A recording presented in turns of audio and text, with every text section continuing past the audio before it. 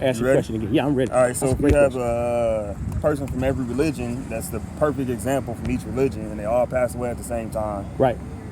Do the Buddhists go to hell for being the perfect Buddhist, or the Muslim, or the Christian? Like, how does God differentiate between if you believe wholeheartedly that that's your religion, and you know what I'm saying? Right. How does God differentiate between that? You know what I'm saying? Like, right. That's a great question. I'll tell you, man, that's a great question.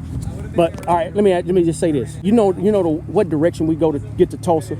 I don't even know the direction. I mean, not necessarily. But it's really, man, only like one way to get to Tulsa. If I said, man, let's just say that was the way to get to Tulsa. Yeah. It ain't many different ways to get to Tulsa. It's just one exclusive way. Okay. You know what I'm saying? And so if you go any other way, you're gonna be wrong.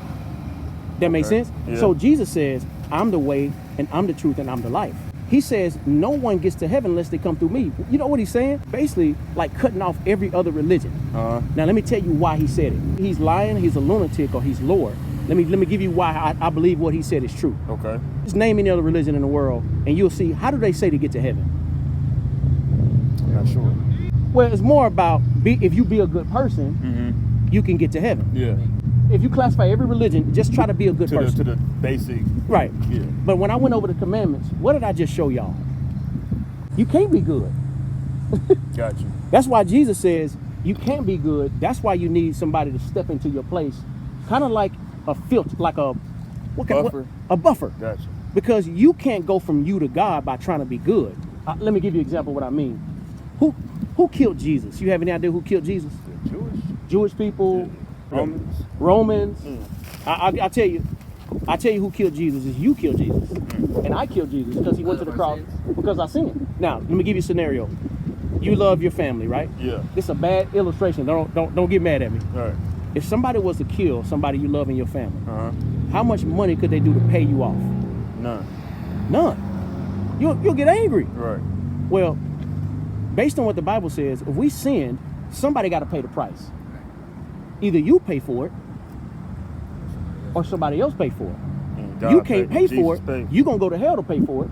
Jesus is the only one that can do what? Pay for it. Pay for it. So unless you come through him, you can't get to heaven because nobody can be good. I don't care if you're a great Buddhist or you're a great Muslim or a great Catholic. If you're not good enough, there's no way you can be good enough to wipe off what you did. Your sin is so heinous to God that it took him killing Jesus so you could be made right.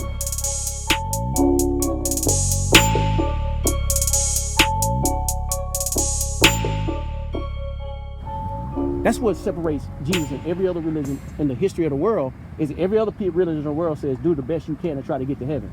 But do you really think perfect? Nobody's perfect? So you can't get to a perfect place if you're not a perfect person. So that's why Jesus came, so he can be perfect for you. You get in a relationship, now you're made perfect through a relationship with him, not based on you trying to get to God yourself.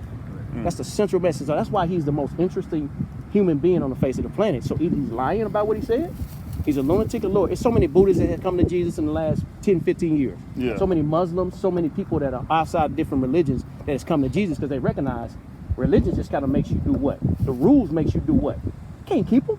Right. But Jesus says you don't have to keep the rules. You just have a relationship with me. And I've already kept the rules just coming in a relationship. Tell me what you're really thinking. Does that kind of make sense? Yeah, that makes sense. Really? It really does? No, it do. It really do. All right, what you thinking? No, that's pretty much it, man. That's really the only question I always really had about like religion as a whole. I would ask the same thing if you know what I'm saying, if you was from a different religion. Absolutely. You know what I'm saying? So yeah. Absolutely. And I'm gonna give you one illustration. All right, you got a girl. You got a girl.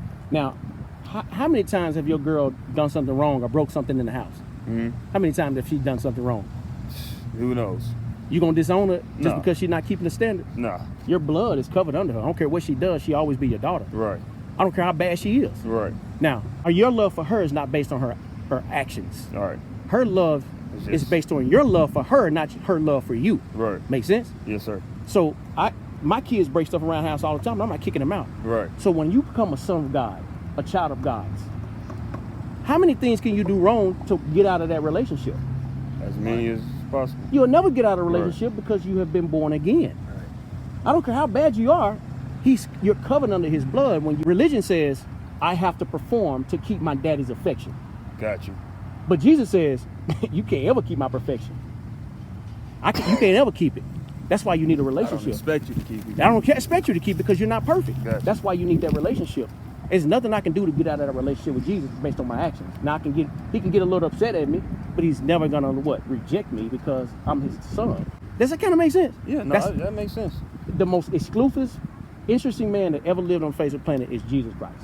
And I'm telling you, man, it changed my life. The stuff I used to do, I don't even like the stuff I used to do no more. I hear you. Make sense? Yeah. Is that too much or that makes sense? No, man. I need to hear